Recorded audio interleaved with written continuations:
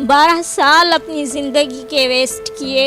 मैंने 300 कैरेक्टर किए। मैं नाची, पूरी दुनिया मुझे जानती है, मगर मेरी कदर नहीं हुई। मैं पढ़ती थी तो मुझे बहुत तंग किया जाता था। बच्चे मुझे पत्थर मारते थे, बोनी बोनी कहते थे। शादी आपकी कैसे हुई, कैसे पसंद किया आपको, आपने उन्हें कैसे पसंद किया? उसने मुझे एक तुलसी सोपारी भेजी। मेरा इससे बहुत ताल्लुक नहीं था, रोमांस से फ्रेंड्स के था। प्रेग्नेंट हुई थी तो मेरे शौहर को कहा कि ये झूठी है, इसको कैसे बच्चे हो सकते हैं। इसने वो तकिया रख के आपको फंसा रही है। हमें पढ़ाई अपने माँ बाप ने अच्छी दिलाई, क्योंकि अब मैं बाहर देखती हूँ कि हम जैसे लोग यहाँ तो मेलों में सर्किस में होते हैं या भीख मांगते हैं। मैं सूरह यासीन बहुत पढ़ती थी और कहती थी कि उसकी एक आखिरी आयत पे मेरी ज़िंदगी वाबस्ता है कि मैं जो चाहता हूँ वो हो जाता है।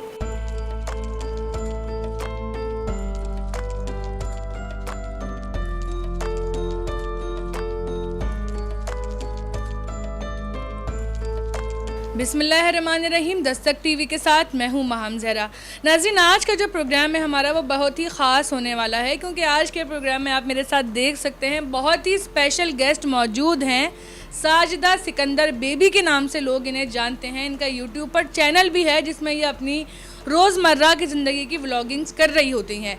आज हम इनके घर पर मेहमान बन के आए हैं और इनकी ज़िंदगी की वो कुछ बातें जो आप लोग सुनना चाहते हैं कि ये अपनी ज़िंदगी किस तरह गुजारती हैं और वो कौन सी मुश्किलात हैं जो इनके सामने आती हैं।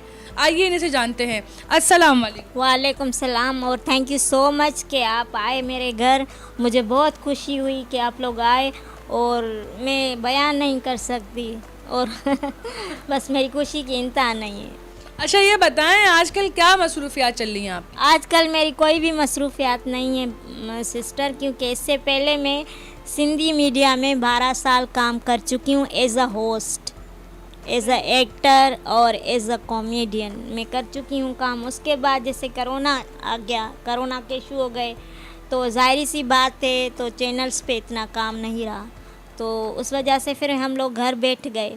अब ये है कि काम स्टार्ट हुआ है, मगर मुझे देते नहीं है। कहते हैं कि आप आउटडोर जाओ, outdoor mean out of city जाओ, ये वो, और वो मेरे लिए मुश्किल है क्योंकि मेरा छोटा बच्चा है। आपको पता है कितनी गर्मी। और पहले जो इससे पहले जो काम मिलता था मुझे वो स्टूडियो का यहाँ ही मिलता था। मैं आराम से सुकून से काम करके आ जाती थी घर, अपने बच्चे को रोटी वोटी खिला के सुकून में रहती थी, सैलरी मिलती थी, मेरा गुजर सफ़र होता था।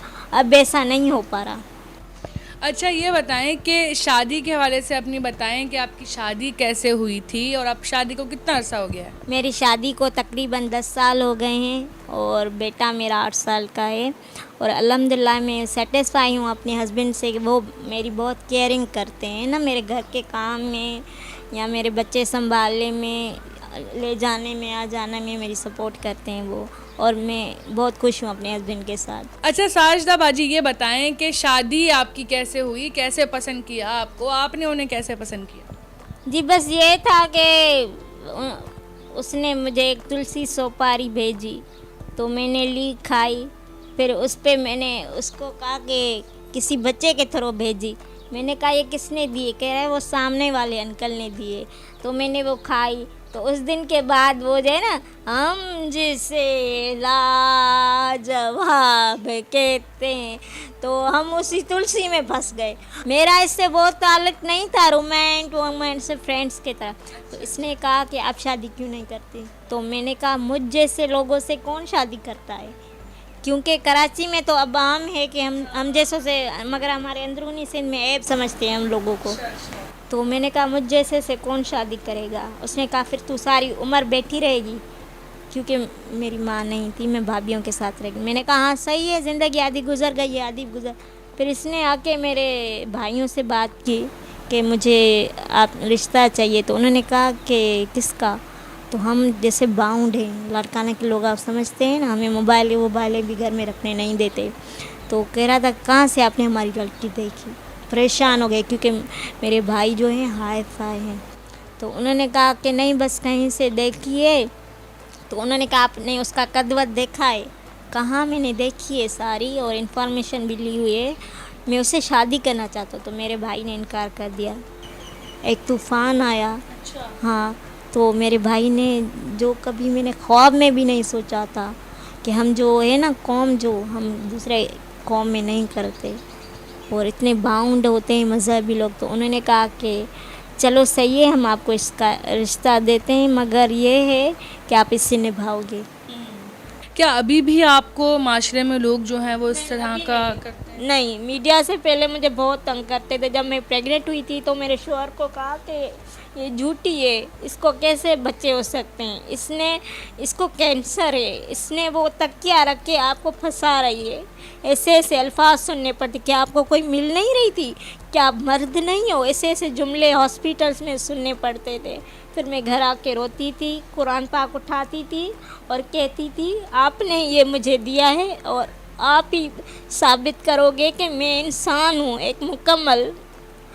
तो ये जो है ना सारा कुछ मेरा रब मेरे साथ है। मुझे इसको पैदा करने में कोई तकलीफ़ नहीं हुई, खाली थोड़ी बहुत डिप्रेस थी मैं, बाकी कुछ भी नहीं था। डॉक्टर परेशान थे कि एक नन्ही जिस्म में एक इंसान ग्रो करता हुआ इंसान पल रहा है, क्योंकि आपने नोट किया होगा कि हमारे जितने जो होते हैं लोग, उनके बच्चे भी उन जैसे ही होते हैं, मगर मेरे साथ ऐसा नहीं था। मैं सूरह यासीन बहुत पढ़ती थी और कहती थी कि उसकी एक आखिरी आयत पे मेरी ज़िंदगी वाबस्ता है कि मैं जो चाहता हूँ वो हो जाता है। फिर मैं वो बार बार पढ़ती थी तो मुझे सुकून मिलता था।